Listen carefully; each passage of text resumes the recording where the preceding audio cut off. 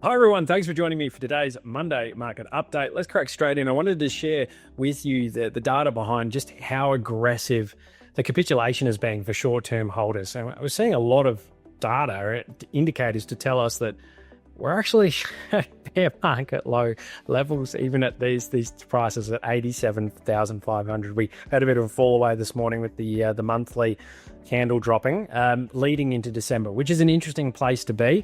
And I've speculated in my larger video today to masterminds and the VIPs that this is really the moment before the US market opens in a new month in December, where we've had a lot of bullish action in traditional markets. The S&P looks fantastic, and a few other markets look great. Gold looks great as well, where we generally see a Santa rally, and Bitcoin has just been clobbered and clobbered and clobbered, and crypto's in the same boat. I would not be surprised to see us kind of faking out the December flows a little bit here. We have an early part of December here where we have a lot of macro news coming out in terms of the rate cuts. Also got a bit of fears around the US and Venezuela in the background, but ultimately we've got a lot of bullish macro news happening at the start of December, including the ending of QT, which signals liquidity is beginning to come back in for 2026. Again, I'm not expecting miracles overnight, but all this overlaid, and I'm probably 80% bullish on 2026, 20% bearish right now, and it's all based around probabilities in my mind and the indicators that I'm looking at. And if we have a look as we're going into this period, just how hard crypto and Bitcoin have been smacked, there is a bit of the path of least resistance, which is higher, even though the technicals look as they do. And obviously that will guide our hand in our outlook, obviously, but we also want to maybe stay one step ahead of what's going on here. And having a look at the broader data, and if we look just how brutal this has been in the ETF era, which is essentially anything from that 30 to 40,000 onwards of Bitcoin's price action over the last 2 years, we have a look here that the unrealized losses of the short-term holders in this market have been gargantuan. It's been catastrophic. And a lot of the wipeouts, including the leverage liquidations, worse than FTX. So you're pairing all these things in your mind and go, oh, geez, okay, well, if this is a quote-unquote new paradigm, if we have a shedding the 4-year cycle here, this is like the self-fulfilling prophecy, the sell-off into that. And as soon as we begin to rally, maybe at the end of this month or during this month, or maybe even January, February, or next year sometime, suddenly that fear and that apprehension around that 4-year cycle, we're going to a bear market, we're going down to 50,000 at the 200 week, once we start to go up instead of down, then this weight is lifted off the market's shoulders, because I think Bitcoin now is a macro asset and we're going to move with liquidity.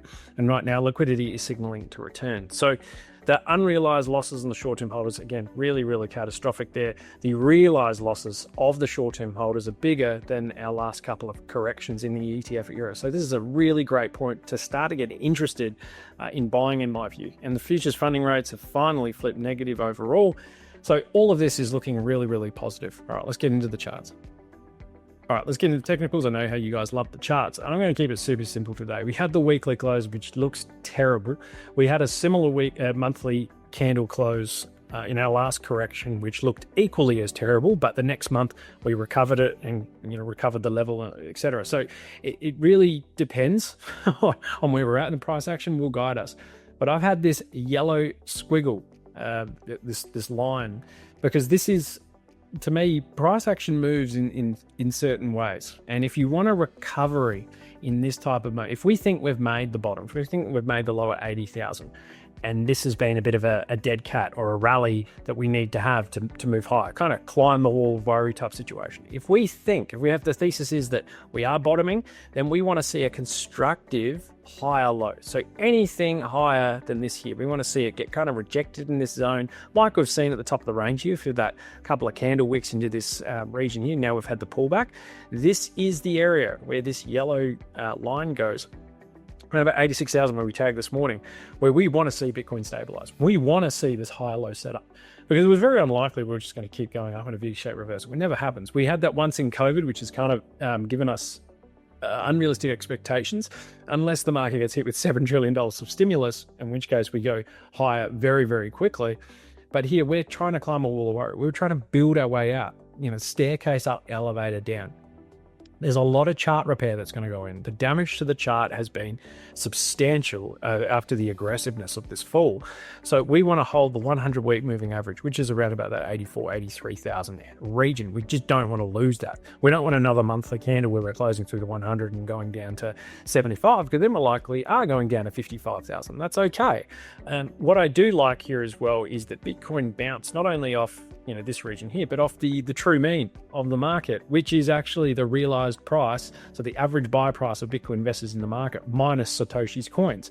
Joe and I were talking to each other when we had Checkmate on last time, which was about 3 or 4 months ago, and he brought up the true mean. We're like, this is an amazing level. Let's buy this in a bear market. That's what we said. We've hit that. So, there's lots here that are kind of putting together, including all the other indicators that show complete washout, wipeout, sentiment destroyed, leverage destroyed, all this as bad as FTX. All this is kind of telling me, all right, well, this is an area we actually want to buy because everyone's looking lower. No one expects this to go higher. There's a few things going on there. You do have to protect yourself and manage risk if you are going to enter some of these markets. Altcoins, pretty much forget about it right now, unless you're a highly risk. You want to take a lot of risks as an investor. Right now, we want to see Bitcoin stabilize before we even look at the altcoins. So right now, I want to see Bitcoin bounce here and then move out of this downtrend. I want to see us up here. I want to see us safely above 93,000.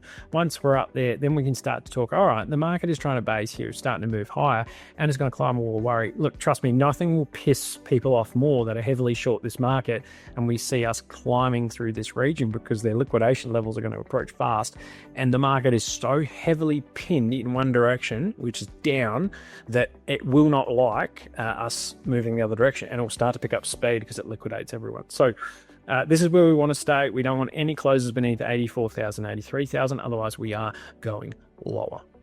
All right, finally, guys, we are lucky enough to interview the likes of Charles Edwards from Capriol, Jamie Hughes from Real Vision, which caught up with at ACC, which is phenomenal.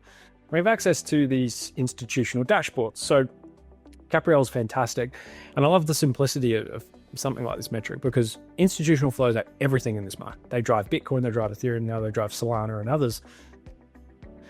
Right now, the amount of Bitcoin mined per day sits around here. So how much is that a day? Bitcoin mined, 450 Bitcoin, roughly mined per day, if I'm interpreting this correctly. The idea here is the amount of Bitcoin mined per day is sold immediately onto the market by miners because they have to meet their revenues and pay their electricity bills, etc.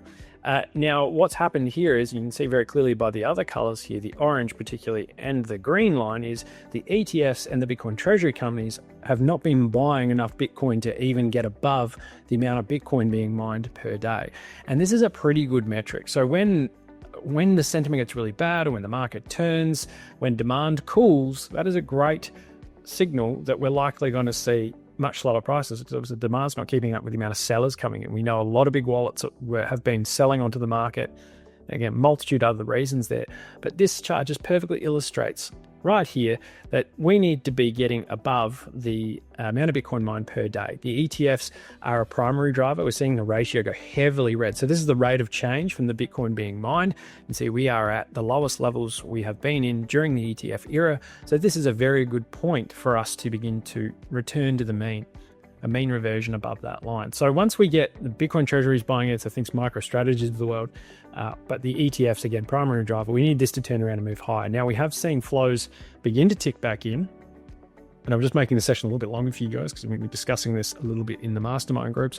On the 25th, 26th, and 28th, we have finally begun to see some flows come in, 128 million, 21 million, 71 million. Now that's not much, but it's important when you see the sustained selling that's been around, before this, 900 million, 372. You can just see it. It's just concentrated, really terrible flows. Then we had a few inflow days. That was really good.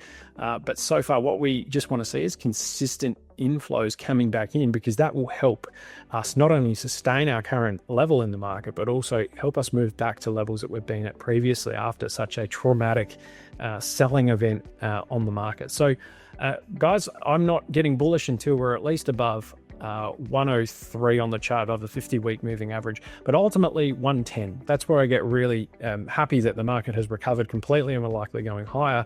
It climbs that wall of worry, puts a lot of investors and traders in a bit of disbelief. Either they're sidelined, or they want to chase now, or traders suddenly go, oh shit, I need to close out my shorts, or they're getting liquidated, which provides fuel for the market to move higher. So if you like this, let me know.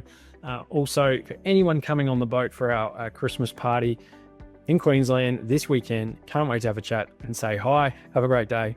See you then. Bye.